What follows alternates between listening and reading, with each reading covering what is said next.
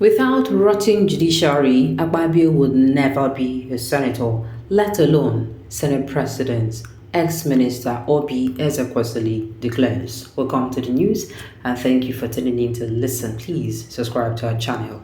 To get notified when we post hot juicy news updates, please click on the notification bell.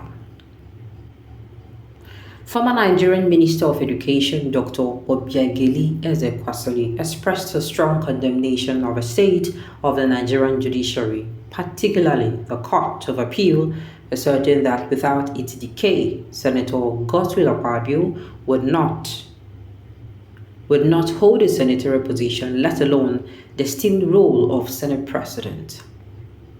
Obi, as she is commonly known, made this assertion in a post shared on her handle, formerly Twitter handled on Wednesday. The renowned former vice president for the World Bank attributed a statement to the apparent discrepancies in the judgment of the Nigerian Appeal Court, notably in the governorship election cases. She specifically mentioned the judgment on the Kano State election, where the Appellate Court affirmed the decision of the petition tribunal sacking Governor Abba Kabir Yusuf of the New Nigeria's People's Party, NNPP.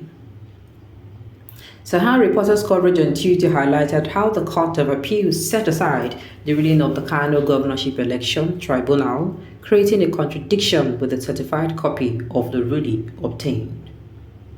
The appeal court's decision and the petition of the APC PT KN Gov 01/2023 between the APC and the governor was at the center of this controversy. Obi Ezekwesili, reacting to the conflicting judgment, criticized the judges of a court of appeal. She noted the decline in Nigeria's democracy and pointed out the role of Senator Akpabio, suggesting he should not hold his current position if not for the compromised state of a country's judiciary. In her post, Obi Ezekwesili expressed her concern about the erosion of democracy and the alleged corruption of the judiciary by politicians. She reminded Senator Akpabio and others about the vulnerability of empires and cautioned against the unsustainable nature of hubris.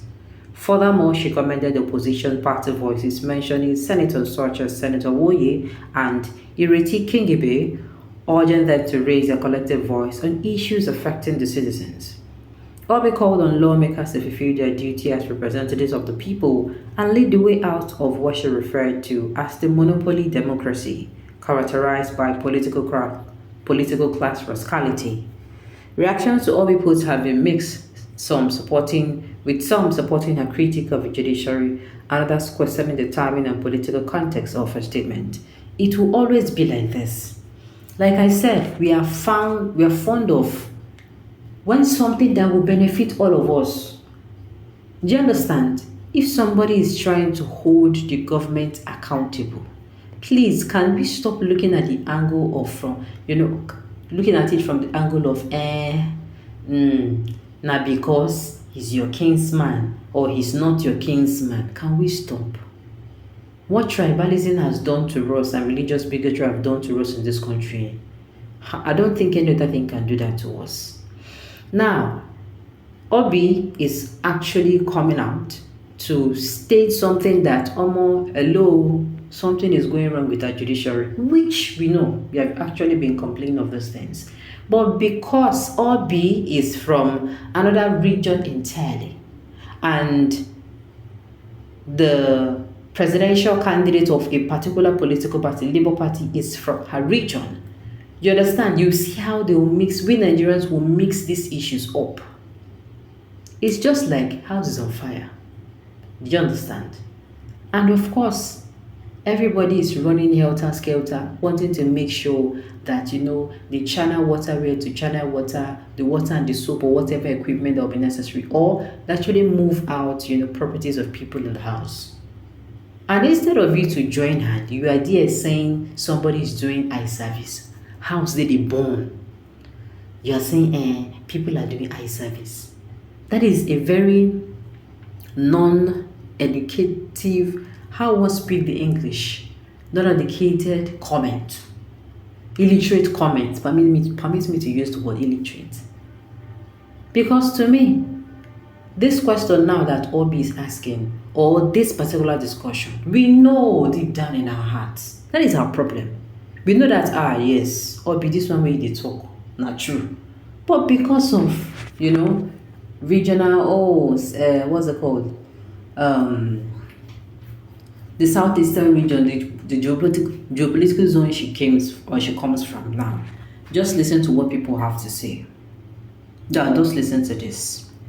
Very arrogant and so full of herself, Dr. Mrs. Ngozi Okonjo-Iweala is playing it global, and you are here spewing irrelevance and cheapening yourself by making pedestrian comments, showing your political biases. Just imagine.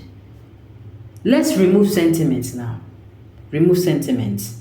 I keep saying it. It is because we keep looking at Nigeria as, as this kind of, everybody is looking at me, Nigeria belongs to me. Nigeria belongs to me. Imagine Nigeria, I've said it severally, is a business enterprise that was handed over to us.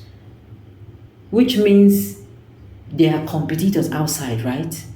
Our competitors will laugh at us if this business is run to the ground by us. Meaning what? Everybody's hand is going to be on deck. Are we not going to make sure that company does not run to the ground? Are we not going to make sure that that particular company that was handed over to us is, in the next 5-10 years is in a better place? Am I making sense? Do you understand? Are we going to be using this tribalism and religious bigotry when making very important decisions in that particular company? No. Obi is coming out to say this is the issue, and we know this issue. All right, we know. Now, to me, what I have to say here is, Obi, you have done well. You have come outside to say this thing ain't wrong with the country. But I sincerely wish that Nigerians will actually wake up from our slumber. A lot of people are going to come outside and say, yes, what you're saying is right, and no. To me, Nigerian judiciary system has gone, it is not on its way to sink. It has sunk Nigeria already. It has sunk Nigeria to the ground. And if we do not leave our respective kinsmen or kindred, or should I say geopolitical zone or region, and come outside and face these things squarely as a Nigerian, we are going to continually remain like this. It will get worse if we keep deteriorating every single day. Nigeria is a huge joke. How can someone who didn't contest election be Senate president? My dear, now you won't start this talk. You come outside late.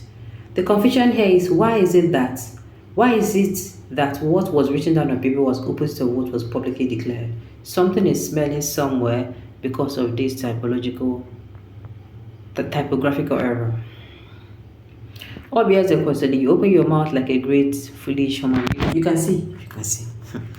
How is it that you can't find anything wrong with our judiciary system all this while? Some people, instead of living within, they say, leave